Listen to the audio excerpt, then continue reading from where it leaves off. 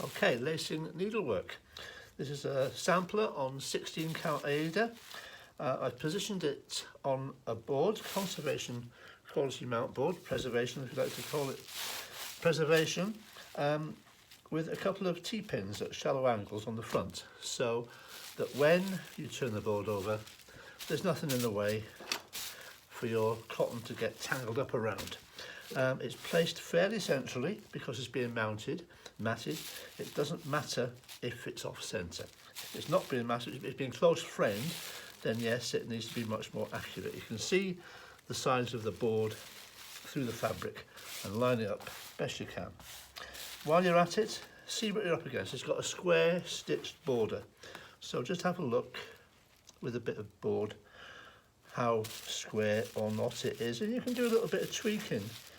Make that a bit easier for yourself maybe later. It's not too bad actually, look at that, it's not too bad. If, when it's laced, you want to put a set squared against it, you're going to be disappointed. It's fabric at the end of the day. It's fabric. It didn't start off straight, and now it's stitched and it's gathered, and so it's as best as you can do. And if you're lucky, it could well end up really nice and straight and square. So, flip it over, ready to lace. Now then, conservation quality mount board. Some people might recognise the code. It's Alphamat Art Care. It doesn't get much better than that. Not foam board. Why? Foam board is thick. Too much bulk. It crushes, and the mount board does this. Foam board does that. Don't like it. Plus it's bulk. Why make work for yourself? This all has to be made flush. It's all bulk inside the frame. And also, as I said, this is the best conservation non-cotton boards you can buy, in my opinion. If this foam board matched it, it would only be the surface papers that could match it, not the core. So, don't like foam core. Right, cotton, needle. Use with a counted fabric like this, i.e. it's got holes, so many holes per inch. Use a thread that fits snugly. I'm not going to do that. Use a thread that fits snugly through it. I'll explain why later. And a needle that is ballpoint. In other words, you don't go ow when you do that. The thread I prefer, by default, is number 8 crochet cotton. Now there's a bit of a myth that says the cotton you use should be weaker than the fabric, so it would snap when you're stretching it rather than the fabric. I say don't pull hard enough for that to happen. No one's ever made a list of threads for fabrics. Like this is 16 count Aida. What thread? This is number 8 crochet cotton. Why doesn't someone give a list of these magical threads that will snap before the fabric? Remember also, you're pulling against a weave. You're pulling at 90 degrees across a weave, not through like a sheet of cotton. And so the thread that would be weaker than that would be pretty weak. And it would also be thin, and when you pulled out lots of it, it would swirl up and get tangled up. So, as I say, just don't pull hard enough to rip anything. So off we go, lacing. Maybe that needle wasn't that blunt after all. Anyway, in at the top, there you go, about ½ inch from the top. And over at the bottom. And about 15 to 20 mil apart. And off we go. So pull out, a little tin like this is quite handy with a hole in, and so your ball of cotton thread doesn't roll all over the place. And don't pull out miles of it, otherwise it will get tangled up. Just pull out a couple of feet and off to go. Pull it through, over, under. Obviously if you're left-handed you'll be coming from this side. Well, not obviously, but probably. Over, under. And there we go. Now a lot of people, well there's some people, like to do it a bit differently. Some people like to, let me just pull this bit through here.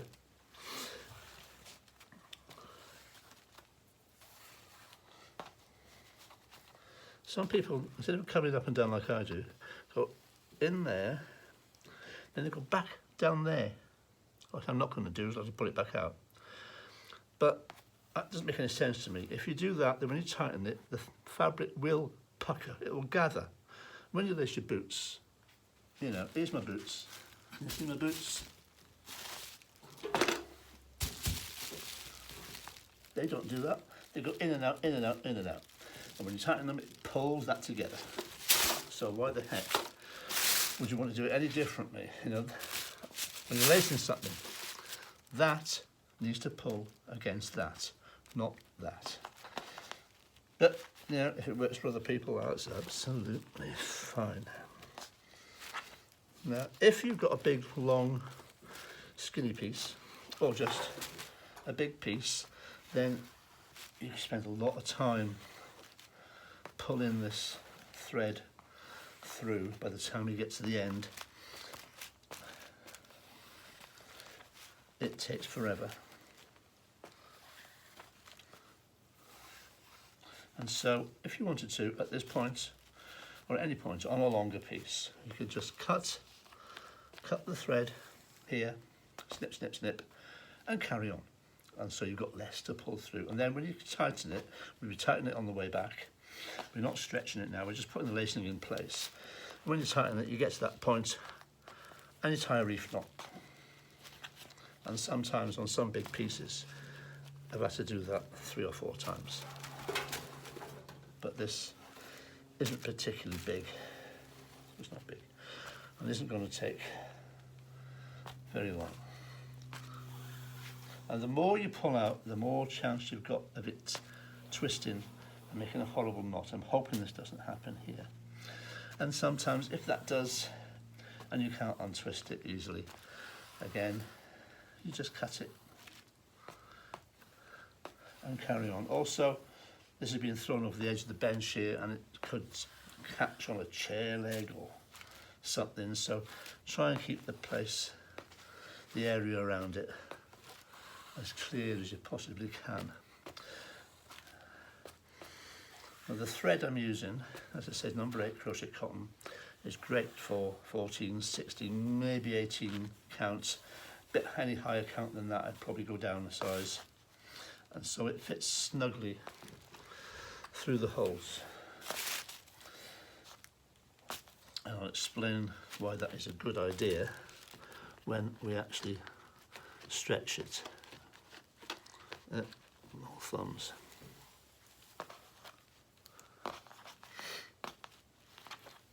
Almost there. Almost there. Whoops. And some people are quite anal. They put the thread through the same row of holes here, you know. Doesn't matter. Doesn't matter. And exactly the same distance apart. But I'm not OCD.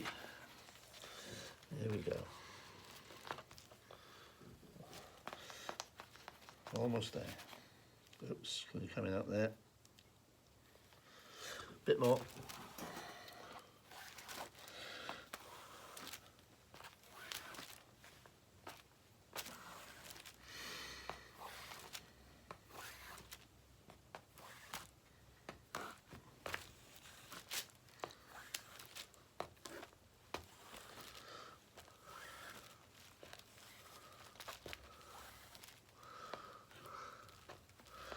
Another thing I like to do, where possible, but staff's furloughed at the moment. We've got a lady who will sew extensions on. Sometimes there's not enough. This is great, plenty of excess fabric. But I like to have extensions sewn on, and so that these points are only here. And so you're going like this instead of like that. It makes it much quicker. And we use light or medium weight calico usually for doing that. Makes it much quicker. And if we do that, it's machine sewn on as well, with the customer's consent. It's excess fabric at the end of the day. And then what you do with excess canvas, you knock nails through it, don't you? So, sorry, you tie off a couple of simple knots. Some people do all sorts of slips and everything. A couple of simple knots is all you need. It's not going to go anywhere. And I shouldn't have cut it there. I meant to say, don't cut it. Sorry, I did. Cutting it there is fine. You've got to get the needle off. Don't cut it here. Don't cut it here. Yet. Not yet. Not yet. It's a bit extravagant if you do that. So now we're ready to lace it. Now you could start at this end and work back, but being right-handed, I like to go this way. So I'm going to just pull a bit of this out, turn it round. I don't cut this thread here now because I'm going to pull a lot out and it will waste it. Before I do that, take these pins out. See, it hasn't moved, has it? It hasn't moved, so you don't need pins all round the side. You don't, unless you are going to pin it and not lace it. That's now, another thing you need, it's nice to have, is some rubber gloves, clean rubber gloves, because you've got more grip.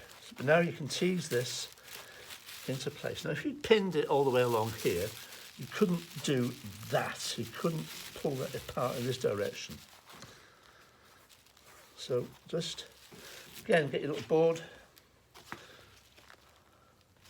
and pull it as straight as you can to that board. If you can do it without your gloves, fine. Try and keep off the image area, just keep it in the margins. And there's plenty of movement there. And it's looking pretty good, it's looking pretty good. Again, there, give it little tweaks against the straight edge. And even when it's laced both directions, you can still do this to an extent. It's a bit tricky in the corners, but the centres, you can always tweak. Right, we're ready to come and tighten it. And again, once we tighten it, we'll flip it over and do this again. So, loose thread on my left.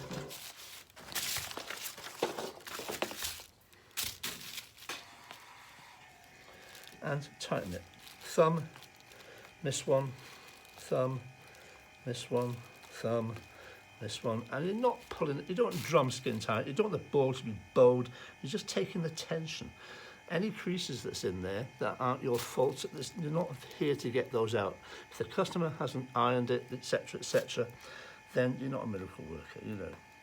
So, here we go. And while you're doing this, just keep an eye on the row of threads here. Not to make sure they're not being scalloped, you can sort that out later, to make sure it's more or less the same row of threads following the sides. It's not a big deal if it's not bang on, but if it's going zip that way, then you might want to make some adjustments. So let's get on with this as quick as I can.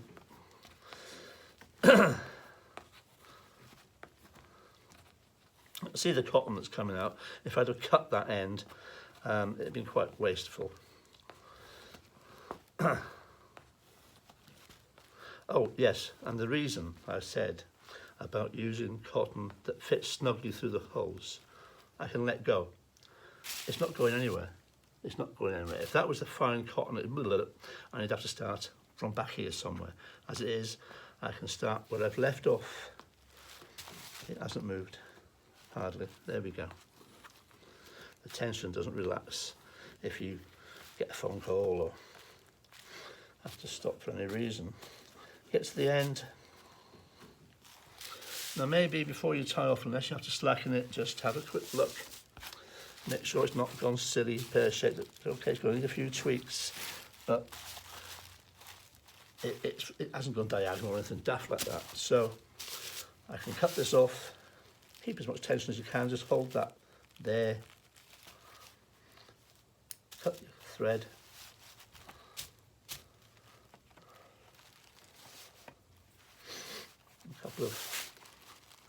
A couple of simple knots, that's all you want. Simple half hitches, nothing fancy.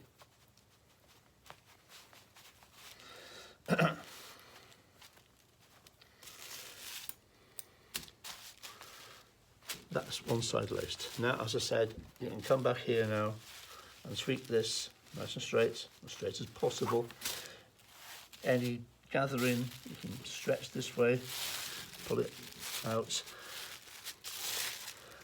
level it all up, put some rubber gloves on if you need to, give it a good tweak, test it against a straight edge or a square piece of board to make sure it's all okay, and then do exactly the same on the other side, which I'm not going to do. Well, if I do it, I'll do a time lapse and then a final tweak. Okay, so that's the basics of lacing a fairly simple cross stitch.